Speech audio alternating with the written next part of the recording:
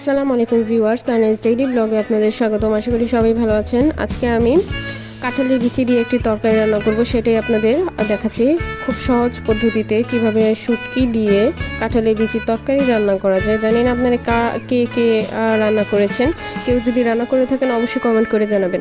প্রথমে আমি কাঁঠালের বিচিটাকে কুটি নিয়েছি, গোল করে কুটি নিয়েছি। তো এখানে আমি লইট্টা শুটকি দিয়ে রান্না করছি। তো লইট্টা শুটকিটাকে আমি কি করেছি, টুকরা করে সেটাকে ভেজে নিয়েছি। ভেজে হালকা সিদ্ধ করে সেটাকে ভালো করে ক্লিন করে নিয়েছি।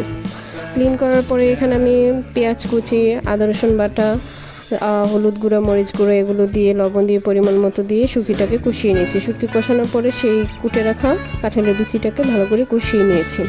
কষানোর পরে এখানে আমি ঝোল দিয়ে দিয়েছি। ঝোল দেওয়ার পরে যখন বলক ফুটে আসবে তখন আমি কাঁচামরিচ, ধনিয়া পাতা দিয়ে দিব।